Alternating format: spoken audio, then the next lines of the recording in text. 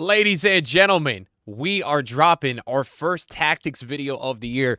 You know what? Last year I didn't even drop tactics videos because the game was so goddamn awful. It didn't matter what you did in this game, nothing worked. We at least have a playable release this year. I feel like this game is a lot similar to FC25. Just everything is a lot better. It's like FC25, a lot of the styles are similar, but players are faster, players are more responsive, more players can pass. I say it though because we still got the menu glitches. We still got a lot of glitches in this game that we had last year. We still got OP things that shouldn't be OP. But for the most part, I do feel like the game has a little bit more balance. Now, I will say this. I think the most meta formation is still going to be something with wide attackers in a counter style. I think a 4-2-1-3 is still going to be the meta. I could be wrong, and I hope I'm wrong. But for the most part, with the way these FIFAs work, usually when a meta formation gets to be meta, unless EA completely nukes it, it's usually meta for a few years. We had the 4-3-2-1 was meta for like 3 years. The 4-2-3-1 was really meta for a while. Back in the day, the 3-5-2 was really meta. So we will see. The 4-2-3-1 had its run too, and it's still quite meta. I'm giving you guys a narrow tactics because I think a lot of people do like playing narrow at the beginning of the game, and I'm going to run you through two formations. We're probably going to title the video something, but I don't know what we're going to title it. We're going to talk through two narrow formations you guys can use, and I'm going to give you the tactics that you can use for it, okay? And with some options. So my team here, obviously, it's not a super cheap team. I think my team is probably 70 or 60,000 coins. You got players in my team, if you saw the main account, like Lukaku, that are dropping 15 goals, man. So if that doesn't tell you enough about the state of this game, do I think this game is great? No. Do I think it's good? Not really. I don't think it's anything exciting this year, but I think it's way more playable, which is just going to make the experience better for everybody. That we could just play the game and not lose our mind every single game, which was last year. It was just, oh my God, don't even want to talk about it. So 4-1-2-2 narrow. Really what you want to make sure when you're assembling this team before I tell you guys any of the tactics and walk through. Number one thing, you want to have fullbacks that are very capable of at least somewhat left stick dribbling and have a lot of pace. So you have Ba and you have Udogi, who are both very fast and can at least dribble a little bit. They're not like the best dribblers ever. The better the dribbler, the more it makes sense. And you want to have at least some base passing with these guys, like a 73 and a 72. I chose to go with really fast center backs, especially St. Juste. I feel like that is back, by the way.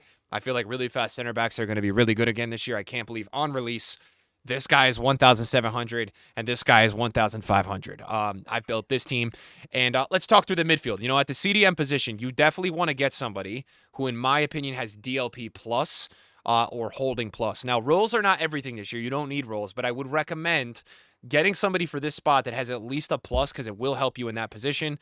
And then the center mids, you're looking at, you want either a box-to-box or a playmaker role is important because this is going to be a very attacking tactics because I feel like in this game you benefit from playing attacking. I think the runs as a whole are a lot better. So the more players I do think you send forward, the better chance you have to score. Defending is a lot harder this year. You have to be good at it. You have to manually move players. That's why you're seeing St. Juste last year was not usable because his defending and his play styles were not good enough. This year, EA's just made it generally better to defend, and so I get the pace boost with him.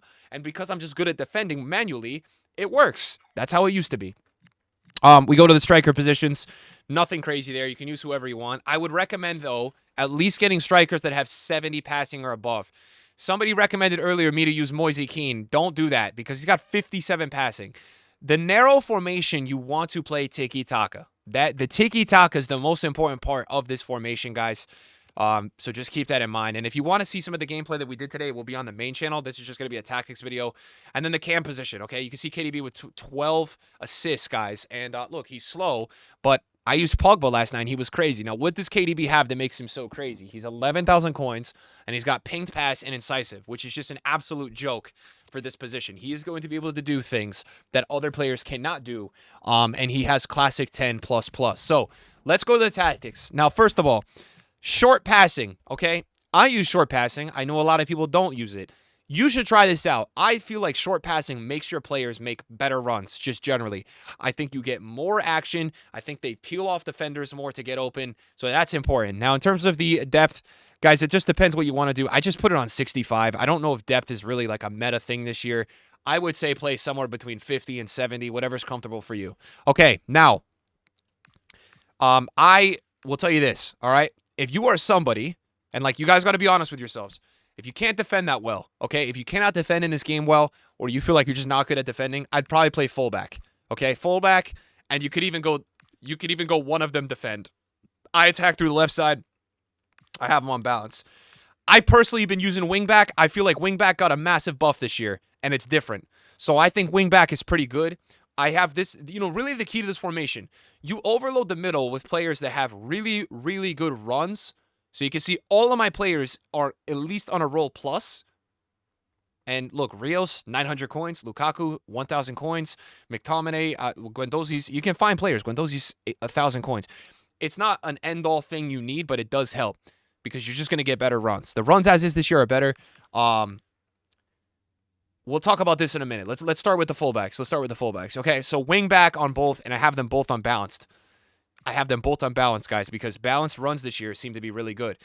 Support, it's going to kind of tuck them inside, which I don't like. But wingback does the job. If you're manually moving your players, again, this is a very attacking formation. But as you can see, when KDB gets the ball, right? When KDB gets the ball, look at where the wingbacks can be positioned. They can also help in the build-up and create more triangles. So this formation will also give you the width, which is really important. So the fullbacks, in my opinion, are the most important part to this formation. You can see I have Guendouzi instead of holding on DLP build-up. I like DLP a little bit more. I'll show you this, right? So you can see the difference. So holding, they pivot in the middle. DLP, what they're going to do is they're actually going to check into other areas as well, so they will help you in the build, right? Okay, now we have 2 box-to-boxes. What does that do? I think box-to-box is a bit better this year. What I will say, though, is this. If you really want to go for it, if you get players with playmaker roles, try playmaker, all right? Put one of them on playmaker. Try it out. It will make you have another runner in the middle up top. Classic 10, look, De Bruyne is on this because it actually does make sense for his card. He's got 63 pace or 65 pace. So for him to roam around these areas, it makes sense. It doesn't make sense to send this guy too forward. So Classic 10++ does make a lot of sense for his card. For the most part, guys, I would say Playmaker is probably the best bet. I don't think Shadow Striker is good to use because what you're going to notice with Shadow Striker, your player is going to be way too isolated when the other person attacks. You need to have that cam at least occupying some space. So I would say Playmaker balanced. But if you do have Classic 10 available, I've been using it. And for De Bruyne, obviously, it's very good.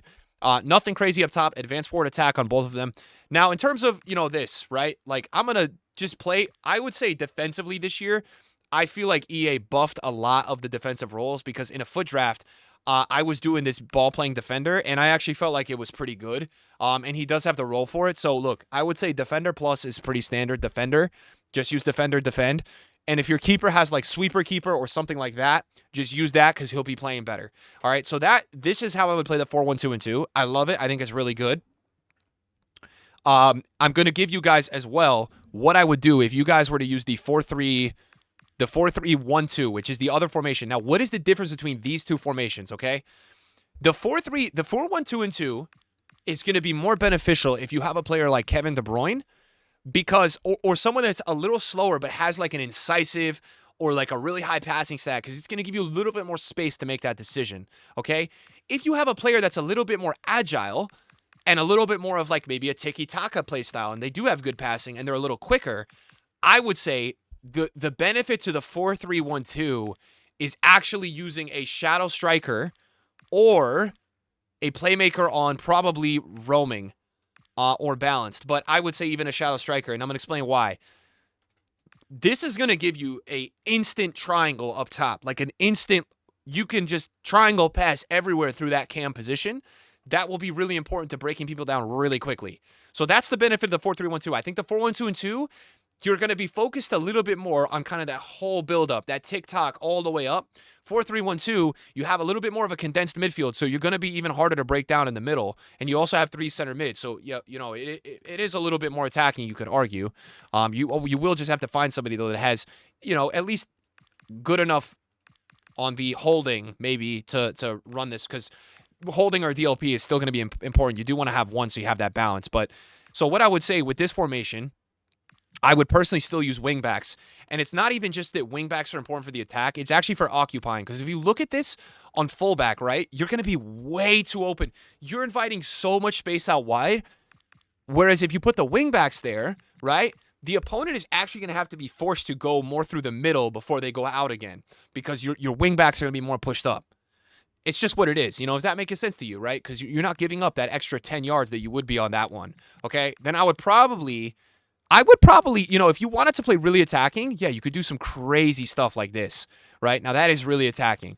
I would probably stick with the whole like box to box maybe on one of them, or DLP. Like maybe if you wanted to play like this side was defensive, right? And you wanted to do like fullback balance or fullback defend, and you want to put the DLP over here and then the box to box. You could do something like that. But the way that I personally would set this one up, I would do this. I would do this because the point of this video is you want to watch attacking tactics, right? This is attacking narrow tiki-taka tactics. So really, guys, what would be the difference between the 4-1-2 and 2 narrow and the 4-3-1-2? This one to me would really just depend on your style, and really your cam. So an example would be like, yeah, if I didn't have De Bruyne and I had Lookman, right? And I had Lookman who can play cam, or like Pulisic, I think the 4-3-1-2 makes more sense because that player, you're going to want to get him more in between the two strikers and in behind. That's not going to be, even though the roles on the 4-1-2 show that, it's not going to be as effective. It's going to be better to do this in the 4-3-1-2. And then, for the just general approach to the passing and the narrow, using the wide backs, I would say try out the tactics either way. I would keep the short passing and high as well. I just had a lot of fun using these, so I think you guys will like them. We're going to be dropping a ton of tactics videos, guys, throughout this year because I believe you're going to be able to use a ton of formations this year. I think that's the way that I'm perceiving playing this game early on. You can use a lot of different formations, so I think that's exciting that we're going to have these back on this channel. We haven't done that in a while. If you guys want more, drop a thumbs up. I'm getting attacked by a gnat. Oh, my God. And I'll see you guys in the next video. Peace.